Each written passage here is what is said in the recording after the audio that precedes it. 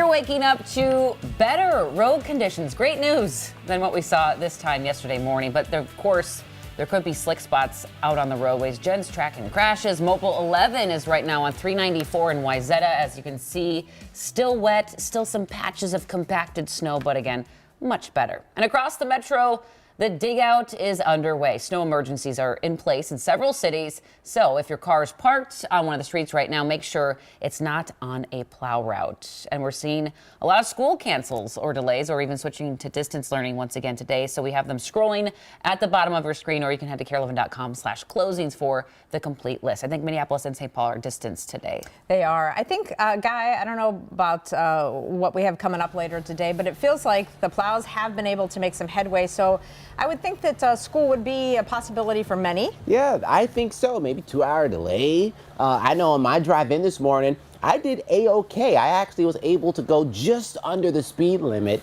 But that's me almost every day. I'm always driving a little bit slower than speed limit. But anyway, you know, you shouldn't run in to a lot of problems here.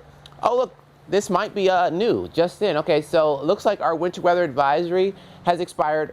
Oh no, it's 6 a.m. Oh my gosh, I need another cup of coffee. Okay, so our winter weather advisory has lifted. It's top of the 6th, so we aren't under any winter weather advisory, no watches or any warnings to worry about. So that is already some progress right there. Now, still some snow on radar. You got a little bit of some wraparound snow that we're still shaking this morning. Backing out, you'll see the system starting to exit and make its way a little bit further eastward. I'll let you know I have some fog in the forecast. That could create some slick conditions tonight into tomorrow morning, so stick around, more on that coming up.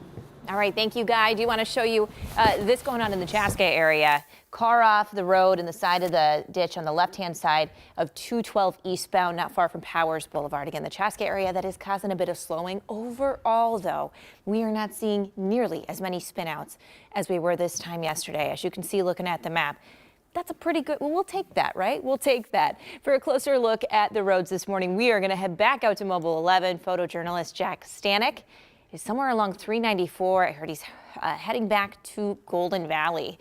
Looks good to me, Jack.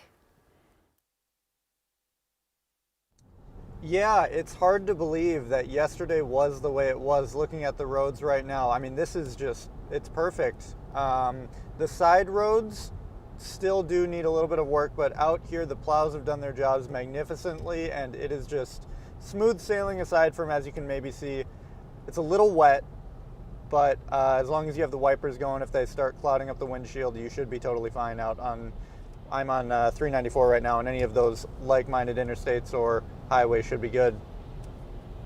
All right. Thank you, Jack. Well, take a look at these new crash numbers from Minnesota State Patrol. Between 7:30 a.m. and 9:30 last night, there were more than 500 crashes and spinouts statewide. Several of those did include injuries. There were also 13 jackknife semis. Well, now that the snow has stopped, or mostly stopped, the real cleanup starts. Yeah, many cities are under snow emergencies so they can get the massive piles that have built up cleared out of the way. We have Cece live in St. Paul with more on what you need to know so you don't get towed or ticketed. Hey, Cece.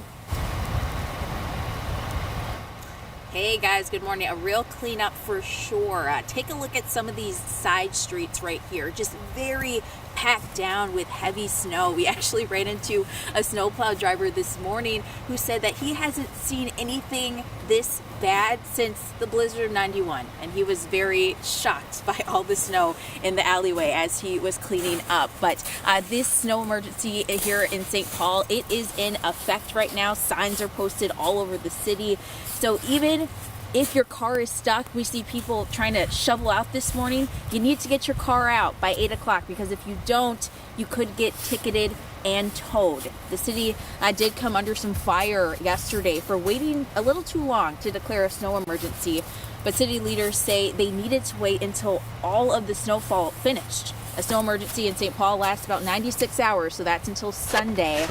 Now, if you do get towed during that time, you're going to lose about $275. A lot of money there. And then if you add on a parking ticket, that's over $50, and now you're shelling out hundreds. St. Paul does have 3 downtown parking ramps available, though, during snow emergencies with some special connections. And of course, other cities have also issued some snow emergencies. So to find out about your specific city, head to our website, and then you can get more information about that. But coming up in about 30 minutes, we're going to be talking about Minneapolis and what they're doing and what residents can expect over there. Back over to you. All right, Cece, we love that the resident there had a Halloween blizzard reference. Right. Love to see that. We'll check back soon, Cece. Over in Richfield, a new pilot program just launched to help residents park during snow emergencies. So until midnight tonight, nearly 400 parking spots in reserved parking zones will be available in the city. One zone is along Cedar Avenue. The second is on 78th Street. As temperatures drop and more snow falls this winter, you're going to want to have our free KARE 11 weather app. Wherever you are, you can get personalized forecasts, check the live radar, and get weather alerts sent right to the palm of your hand. You can find it in the App Store. Developing this morning, an update in a murder case out of St. Paul. Police tell us they've arrested a suspect in the death of 22-year-old Alex Becker. Officers say a 20-year-old is in custody at the Ramsey County Jail. So far, no charges have been filed. Becker was shot and killed last week while walking home from work. Police say it happened just steps from his parents' house. Some dramatic images from downtown Minneapolis when a fire broke out in the Lumen building on South 5th Street. It happened yesterday. Minneapolis firefighters put it out quickly, but it did knock out the power to the Lumen office building. Authorities say electrical equipment caught on fire, but they don't know the exact reason why. While you were sleeping, thousands of mourners were at the Vatican to pay their respects to Pope Emeritus Benedict XVI. The ceremony started with bells tolling and 12 pallbearers carrying his coffin outside for Mass. Pope Francis presided over the Mass. Here in the Twin Cities at St. Joseph Chapel, people will gather today at noon for a celebration of Benedict's life. In just a few hours, Minnesota lawmakers will be focusing on two big topics: reproductive rights and legalizing cannabis. Gordon Severson tells us what else is on their to-do list. Democrats are focusing on 12 key priorities. Number one on their list is reproductive rights. Others include more affordable child care and housing and climate change. Republican leaders responded to this list of priorities, calling them controversial and divisive. They will instead focus on tax cuts and public safety, among other issues. And in Washington, as we take a look at the sun rising over the Capitol dome, in a few hours, members of the House are heading back to the chamber for a third day to vote on Speaker of the House. After 6 votes in day 2, the House is still deadlocked over who should take over. Back here at home on our roadways, Mobile 11 is making sure you're having a smoother commute. Here's a live look on 394 over in the western suburbs this morning. It looks pretty good compared to the last 2 days after that big, massive winter storm dumped about a foot on us, Guy. Not ideal, but you know what? We're Minnesotans, we're hardy, and we can handle it. Yes, we sure can, too. You still got some light flakes kind of making its way down right now here in the KARE 11 yard. It looks like things have turned a little bit lighter out here since I've been out all morning long. We were seeing some steady snow earlier, and it's possible you still may be finding that in your neighborhood as well. Take a look at the metro snow totals. You'll see snow totals ranging anywhere between, let's say, 14.9, some of the higher end here at MSP, just shy of 15 inches. Burnsville, look at Woodbury, even some areas there close to 14 inches. And you also got to keep in mind that we saw some snow still yesterday evening through about midnight. So some of these totals still could be slightly dated there. Take a look at radar. You have some snow showers continuing here to just dump a little bit of some steady light snow and some flurries across portions of the state. To kind of zoom in, you can see where the snow is heaviest. Again, this is all relative. We're not finding any intense snowfall rates this morning, so that's good that that's kind of over. So we'll on the tail end of this storm, we don't have any watches or warnings or advisories, so I can go ahead and take this graphic out. No advisories to talk about just in northern Wisconsin as you get towards Hayward, so that is some good news. We'll shake the snow today. Possible we could see a few cracks of sunshine later on this afternoon. But tonight I want to watch for some developing fog. That could slow us down come tomorrow morning, especially over bridges and overpasses as you get into tomorrow morning. There's a look outside of downtown Minneapolis. You can see we're starting to light up. You can see the Hennepin Bridge right over there towards the right of your screen. 28. It does feel like 17, so there's a wind chill.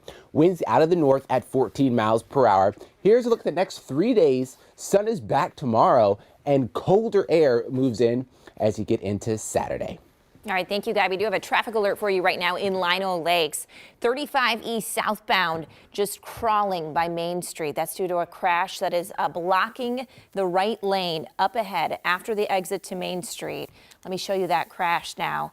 Right here on the right-hand side, as you can see, just one lane getting by right now. So your drive time from the split on down, about 23, I would add about 10 minutes if you're going that way because of this crash until it clears. Overall, roads looking much better this morning, but something to keep your eye on if Lino Lakes 35 East southbound is on your morning commute. Alicia? Good update there, Jen. Thank you. Well, new details about a California family rescued after their Tesla went off a 250-foot cliff. In 4 minutes, why police think it was not an accident. Then at 6:15, we're going back to college and taking a look at the advantage some students might have before they even submit their application to the school of their dreams. And at 6:45, new year, new money goals. Eva Anderson sits down with a financial advisor to find out how to pad your bank account in 2023. And the Health Fair 11 Winter Blood Drive with the American Red Cross is today. If you'd like to give blood, you can sign up for it right now. The Red Cross is especially in need of type O blood. For more information, you can find it right now at KARE11.com/healthfair. I hope they get a bunch of people.